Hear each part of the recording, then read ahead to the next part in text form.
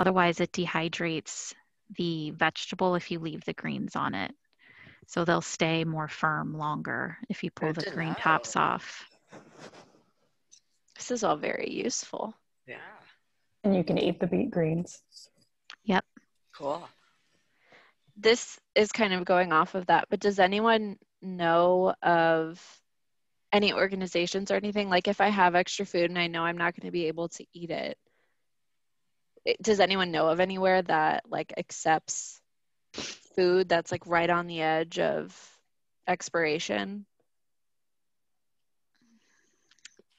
I know when I used to work in a grocery store, there was a youth crisis center in the Loop. I think it was called Yes. And we would take produce that we culled from the grocery store that just was like not good enough to sell, but still good enough to eat. But I don't know if they still exist. This was like in the 90s. So I don't know if they're still around, but they were very like, oh, thank you so much. We never get fresh produce.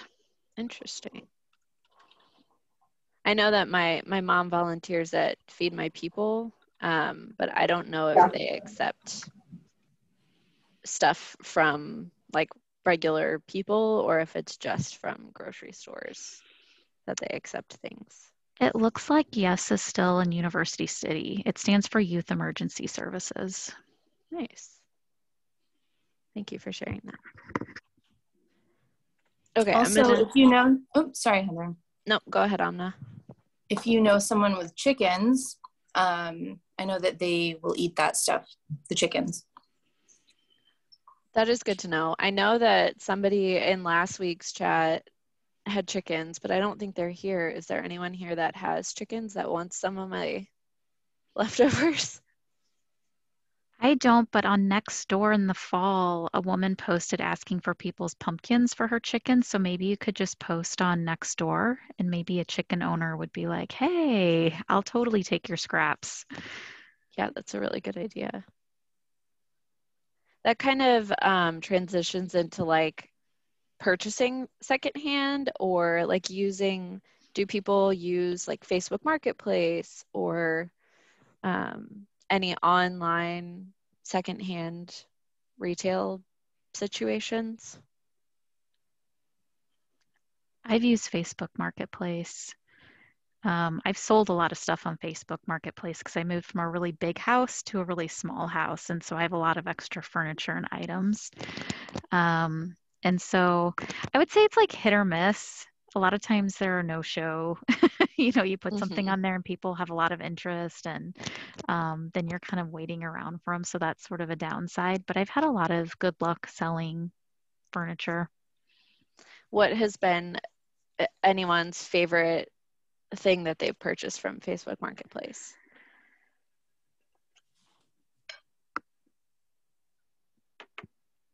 I purchased a lifting rack. I do a lot of weightlifting, so I bought a power rack, which saved a ton of money, and the person lived just really close to my house, so it worked out really well. I went on a last minute visit or trip to Wisconsin with my girlfriend, and I was like, oh, I want to get snowshoes. And I was so lucky to find snowshoes in both of our sizes within like a day on Facebook Marketplace for like $20. And they were like $100 and something at the store. So I was like, nice. Yeah, it was a very nice find.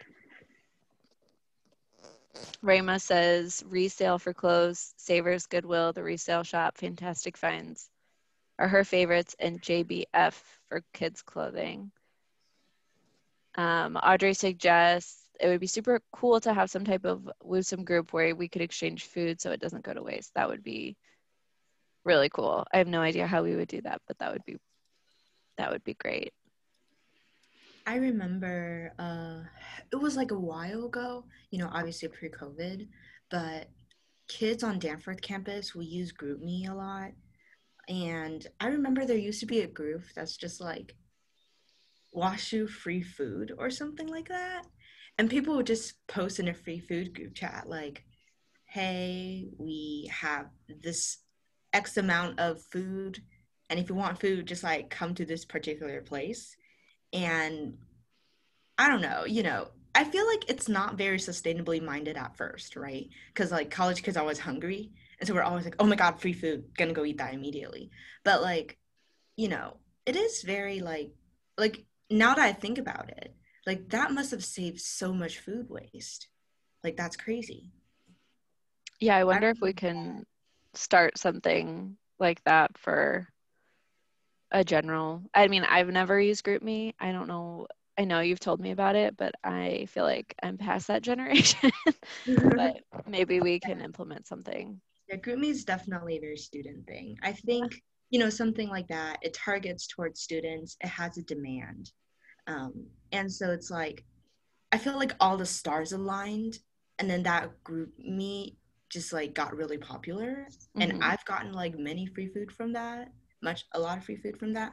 So like if maybe the med school can like find a platform, a certain group, something like that that can work out in that same way, Hmm. then that would be pretty cool. And Anita asked if there's any thoughts on a non-Facebook resource for the very few of us who never wanted to join. And I'm wondering, I mean, I used to use Craigslist all the time, but I feel like the scamming on Craigslist has gotten really bad. So does anyone have any other suggestions for buying secondhand that is not through Facebook? I used to use FreeCycle, but I don't know if anyone uses FreeCycle anymore. I got my refrigerator and stove like that. Somebody just gave them away. And I mean, you can get really cool stuff. So it used to be to like join, you had to like give things away, and then you could be part of the group. But I gave away tons of stuff. I got some really great things. I got like a juicer from somebody for free, a refrigerator, a stove. Um, but again, I don't know if it still exists anymore. It was like a Yahoo group that you could join. What was it called? Free Cycle? FreeCycle. Huh, I've never heard of that. And I wonder if there's, I know that there's that store on the Danforth campus, but I wonder if we had something similar at the School of Medicine, if anybody would use it. I feel like we don't have as big of a resident, like it's mostly for residence halls, but It looks like FreeCycle still exists. nice. I was going to suggest something else that just slipped my mind.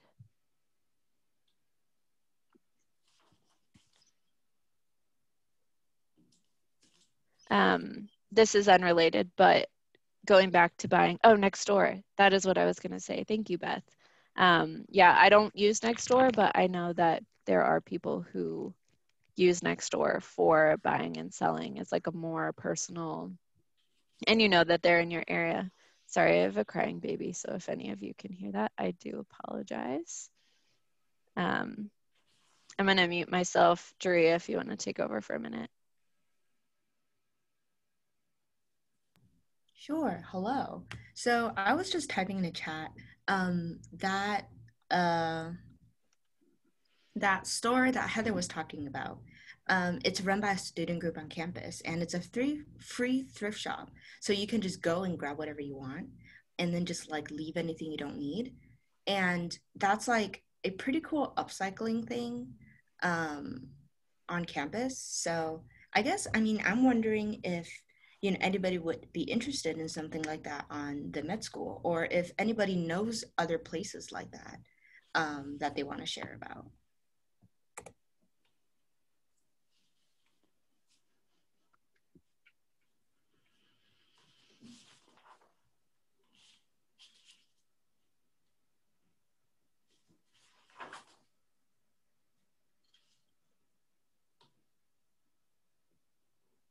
Or if there are any other like platforms, like I'm seeing a lot of really cool stuff in the chat.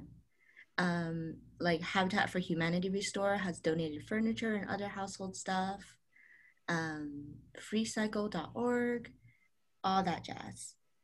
Yeah, I feel like these days with like online things, like we don't really like talk about how cool that is, honestly. My mom actually got her first car from eBay. Yeah, it was like 2001, and she got a secondhand car from eBay. So that was pretty cool. My dad bought a car off of Craigslist, but was totally scammed. So I would definitely recommend vetting your sources before. Yeah, But definitely. I think it's like the luck of the draw. Also, I think he's just not very tech savvy, and like anyone, if he had asked any other person in the world, they would have been like, "This is a scam, sir." Um, Is there a website for GroupMe, the WashU campus resource? yeah, Drea, can you talk through, or Sophie, what GroupMe is, and like, is it just an app or is it a website? And then Yeah. can you make donations to it? Like, I'm a WashU employee, but I don't want to go there to shop, but I'd go there to donate. That's a good point. So GroupMe is an app, and it's basically an app exclusively for group chats. And so, it's very useful among students. You just have one app and you have like 7 group chats in there. One of them for maybe like your dormitory, others for student group, and others for like a group of friends maybe. And then you have a lot of group me's that are like, I remember like there's one called WashU Activists. So if there are any like interesting activist things going on in St. Louis or at WashU, they'll post about it. And then the food one is also like, if there's free food, people just post about it. And you can join and leave these group chats whenever you want. So it's a pretty convenient app and especially popular. I think most college campuses is very popular around there, just because like you don't need to, because like anybody can add anybody into it, and it's just like a really easy form of communication across campus. So a lot of like advertisements for like any student groups like that kind of happens there. Um, as for if people like sell things or buy things, I'm sure that there are a lot of these group chats that probably targets towards them. I'm not in any of them, but like you know, you could start a group me or something like that, and just add a million different people in there. But that just reminded me something pretty cool about, I guess, Danforth campus is sharing culture, sharing economy culture, but basically, all the Washer kids live in Senior Developer. Like, well, a lot of Washer kids live there, and they'll just like sell each other their furnitures for cheap. And so, all the furnitures in the apartment that you're living in, because you're only gonna live there for like 1 or 2 years. It's like you just sell it to the next tenant, and then sell it to the next tenant, and sell it to the next tenant. And so, um, there are definitely kids who are like, oh, I don't want to use somebody else's furniture, and so they'll just like abandon them by the side of the road. I've picked up a few things from the side of the road before from my room, but generally I feel like it's pretty popular for WashU kids to kind of like buy things from upperclassmen for cheap, which I think is a pretty cool practice. And I wonder if the med school could do something similar to that. Doesn't the Danforth campus have a resale shop? I thought they did a big event at the end of the semester where any of the furniture, instead of going into the dumpster, you could take it to this resale shop on campus. That's like, I don't know, where you walk towards the cafeteria where they have all the storefronts there.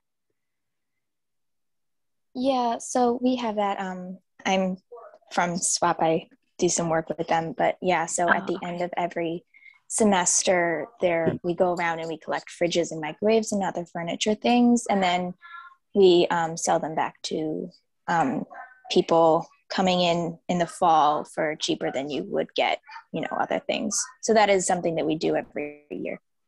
Okay. I know that there are a few med school students on the call. Would any of you do you know of anything like this on the med school campus or in the surrounding area? Or like, do you have any resources for getting secondhand things that are university directed, or is it all on your own initiative? So there's like a way that everybody kind of emails each other. So it'll go out as a giant email to everybody in the med school, OT school, PT school, everything. And people usually make a PowerPoint with everything that they're trying to get rid of. And then folks can contact them directly, because it's not quite as big of a group, I don't think. So it's pretty easy. So people will do that for anything from like concert tickets to furniture that they're trying to sell, to apartments that they're moving out of, and that kind of thing. So which is actually pretty effective. It's funny, as soon as one of those emails goes out, if you get on the Google like PowerPoint presentation, there'll be like 50 other people also looking to see if they want to snag something. And I've gotten a couple cool things from that. Cool. Thanks, Kayla. And I'm glad that you have your voice back today. So who is that? Just like a email server list that, like, how does that so work? there's like you can basically, if you figure out the algorithm for how they create the list serves for all of the different schools, you can just kind of steal that and change the number from graduating class of like 2022 to 2023, 2024. And people will just send it out to everybody, is usually how that works. So if I started some sort of like forum for like a similar thing, like Facebook Marketplace, Craigslist type of thing for the med school, would anybody be interested in that, or would it be irrelevant because there are so many other ways to find I think things? it would be cool, especially if it was broader than just the students, because there are a lot of people who aren't students who are, on the med school campus, or like I know there are a lot of DBBS students who might not get those messages, but who would also be interested in some kind of exchange. I know of a program at another school where at the end of each school year, they basically just had really big like shipping containers, and people, yeah, exactly, postdocs and things like that. Thanks, Patty. But so they had big shipping containers, and especially for larger items like couches or furniture and that kind of thing, if folks were moving out, they would put the furniture into those big shipping containers, and at the beginning of the year, it sort of opened it up, and like incoming students would come in and get all that kind of stuff, which might be helpful because there's a bit of a gap between graduation and when new students come in. Do you know off the top of your head what school that was? Ooh, It's okay if you don't. Yeah, I can find out in 2 seconds. Hold on. Cool. Would Reaply work for something like that?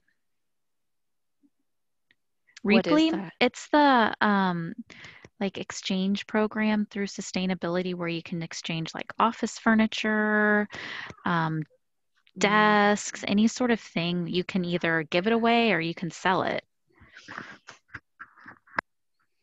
Yeah, I think so. I don't know if that goes to students, and obviously I'm the sustainability coordinator and I'm not super familiar with it. I don't think that there's been a ton of promotion for it, and I'm not sure if it's across both campuses, but I will definitely look into that and see who it's geared toward, and if it crosses staff student lines or if it's specifically for staff. I think it might be specific. I know on the med campus we have, I forget what it's called, but there's like a used office supplies site where you can get, files and all kinds of stuff. Have either of you or any of you used that, or just know about it? I just know about it, never used it. Okay. Thank you for Juria for putting all of those in the chat. Okay.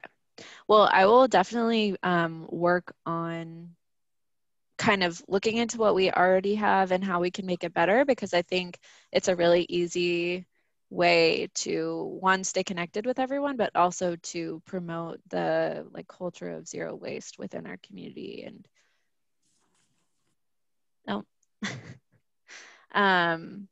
yeah, that's really great. Well, does anyone have any other secondhand tips that they want to share before we pivot back to home life. Well, we just got Zero. some big deliveries, and in each of these giant boxes, it's like a crate's worth of packing peanuts. So I just heard that maybe if I contact shipping stores, they might take those back. Anybody know? You know, like a Kinko's or FedEx or, you know, any of those.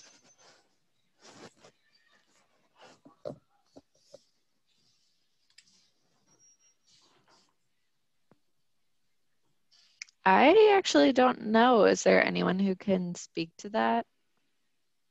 I'm going to try it. I'm just going to give them a call, see, can you use any packing peanuts that are hardly used? I feel like I have heard of programs that involve taking back packing peanuts. So.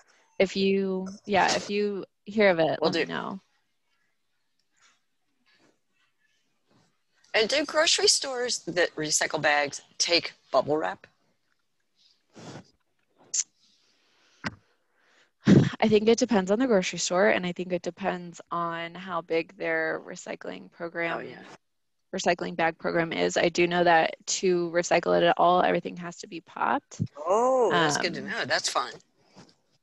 I would check with the specific grocery store to make sure that they accept bubble wrap.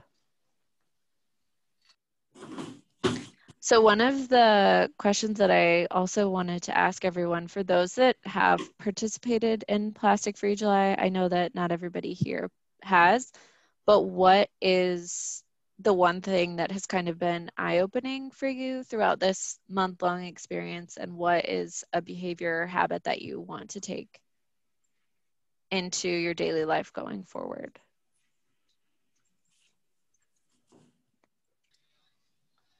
Well, I used to bring a bottled water, you know, like, I don't know, ice or any of those. And I realized that's a lot of bottles. So now I buy a big juice thing or whatever and just keep refilling the same bottle. But what I was alarmed by and realized through this plastic free drive was how many things are in plastic, from cuticle remover to, I mean, just everything, from toothpicks, everything.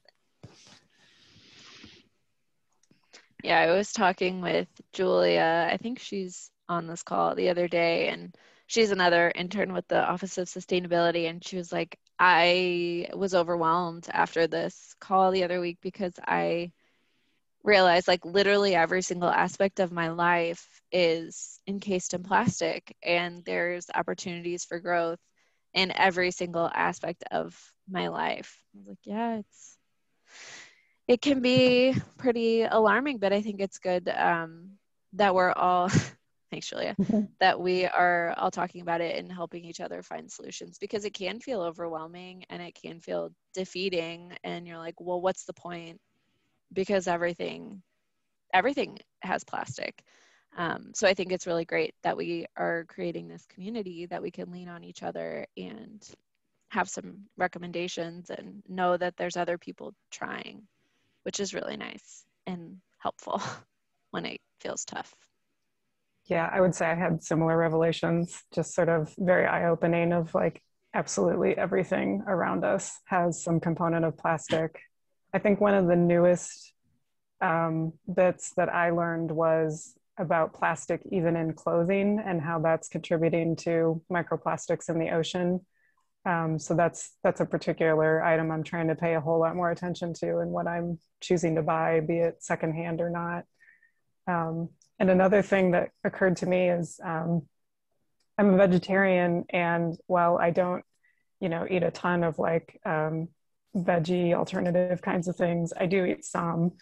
And it occurred to me that the irony is that even though, in theory, that's a more sustainable choice to not eat meat, but a lot of these things that you buy actually come in heavily packaged and very small quantities. Mm-hmm. So even the proportion of the packaging to what you're getting is now recently kind of alarming to me. So I'm trying to pay a whole lot more attention to those sorts of things as well. And it just crossed my mind. It's like, okay, so I'm buying things that are often like organic and, meat-free, dairy-free, whatever, but there's so much packaging and, in some cases, a lot of processing involved in that too. So Mm-hmm. But Yeah. yeah, it gets overwhelming. I think that my biggest struggle with sustainability is diet, because I was a vegetarian for a really long time and then found out I was gluten intolerant and had to switch my diet, because it's really difficult to be gluten-free and a vegetarian. Yep. And just like struggling with like, okay, how am I going to stay healthy and have enough protein and all of these things, reduce my environmental impact with my meat consumption, but also not buy a ton of things that are encased in plastic packaging. So if it's, if anyone has any vegetarian gluten-free recommendations that have not a lot of packaging, please let me know, because that's the one thing that I'm really, really struggling with. Yeah, that's really Unless tough. I just eat lettuce for my entire life, which is. I'm not a vegetarian, but one of my coworkers, or a friend of mine, her coworker has a farm, and so we bought one of her cows and we shared it, and so everything was individually wrapped in paper, and we just put it in our deep freeze. And we've had it for like 3 years or 4 years now. I think we finally finished it.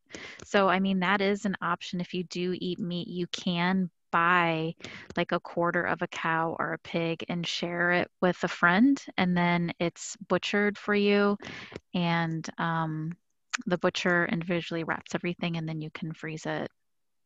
All of our stuff is wrapped in paper. Was that because you knew them personally, or is that something that they do on a wider scale?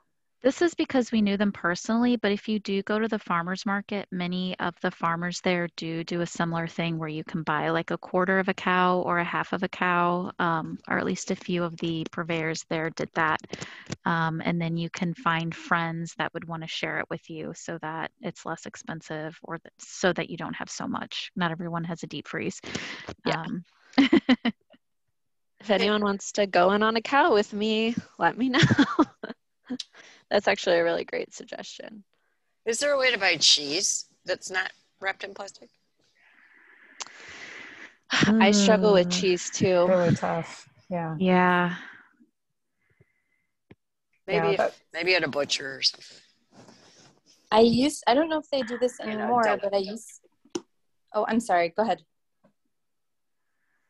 Maybe at a deli, you know. Yes. Yeah. I used to go to Whole Foods or Fresh Time, and at their deli counter, if you take your own container, they'll slice the cheese and put it in there for you. Awesome. Yeah, Sarah is asking do they still do that during COVID? I know we talked about that a little bit last week, how COVID has changed a lot of buying in bulk or using your own containers. I honestly haven't tried it since, so I don't know. I do think that it would be really helpful for us to have some sort of, like I was saying, like a forum or whatever, where people can go back, like a Nextdoor type of app or website or something, where we can, like, those who go out and are like, oh, hey, you can use your reusable container here, could let everyone else know. Okay, yeah, group me. I might have to bite the bullet and look into group me for this. Okay, maybe we'll do that. That seems like a reasonable thing to do. Can you show like a show of hands or whatever if you would be interested in being a part of that?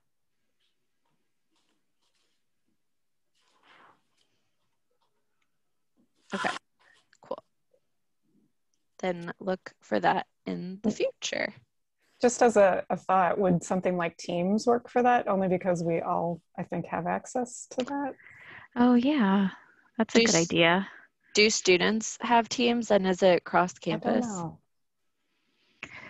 So any department can make their own team and invite people. So I know My Way to Health, I don't know if anyone does that. They have their own team. Mm-hmm. And so if you participate in My Way to Health, you can join the team and they do like daily and weekly announcements on there.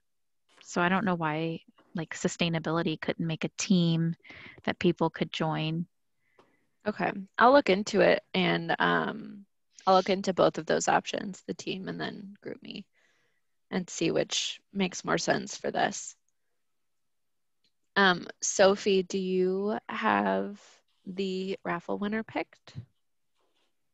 Yes, I do.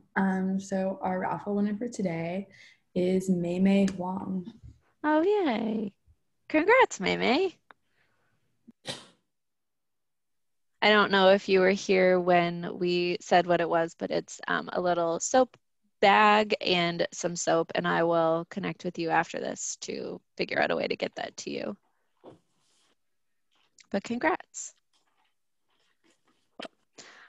So I would like to return to a conversation that we had last week, which is deodorant. And now that we have a fresh pool of people, because I have gone through every single natural deodorant and I'm still struggling to find one that works. So is there anybody on this call that wasn't here last week that has any recommendations for successful natural deodorants?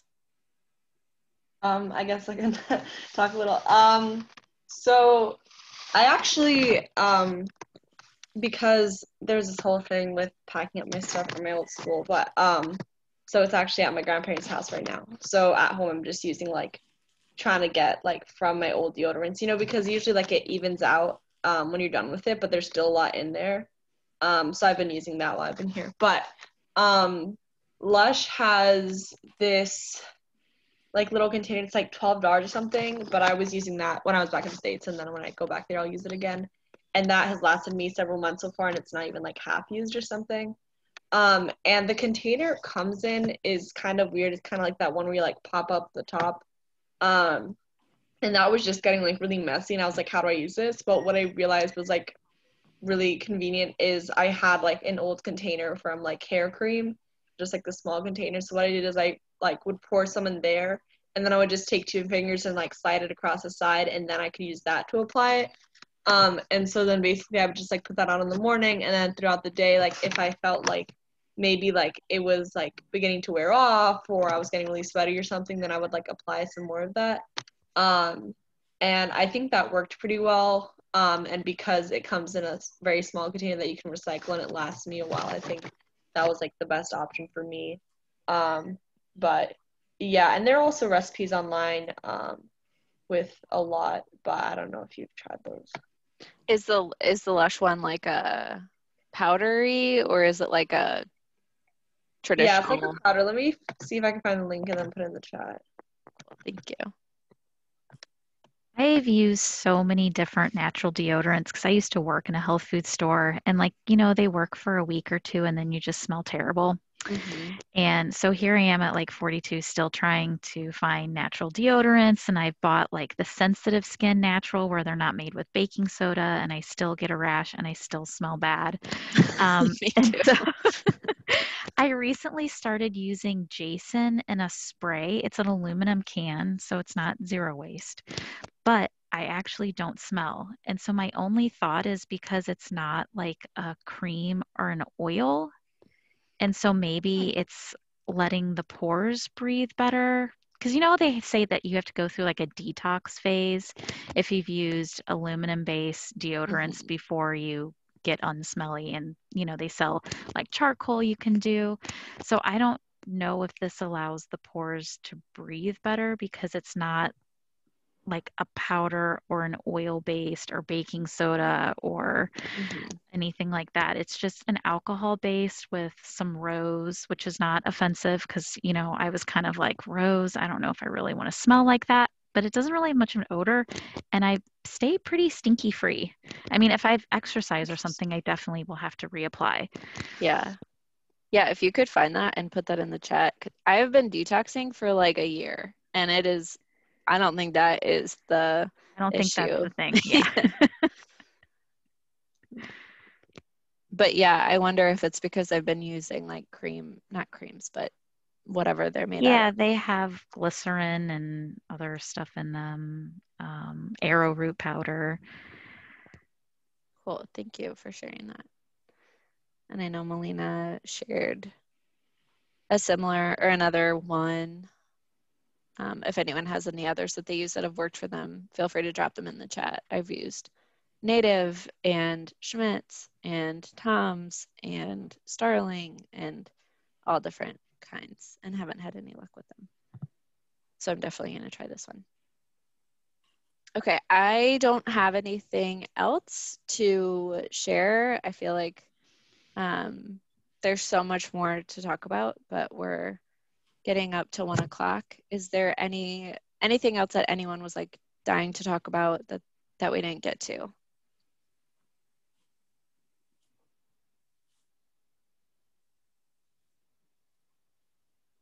Do you have any plans to keep doing this kind of informal discussion? If there is an interest, yes. And I think it'd be nice. Okay.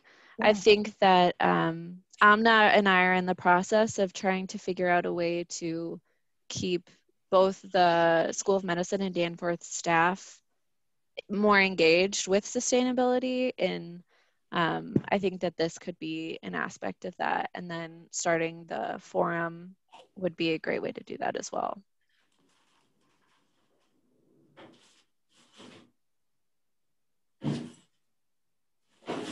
All right. Anyone else? Daria says, remember to log this action on Ecochallenge, see community tab, lunch and learn, zero waste lifestyle. And I will be sending out a follow-up email to all of the Plastic Free July team members. And then I will be sending out a follow-up email about the forum to everyone, even if you're not a Plastic Free team member as well. And thank you everybody for coming. And May, I will also reach out to you about your soap. Thanks. All right. Thank you, everyone. Bye. Thanks.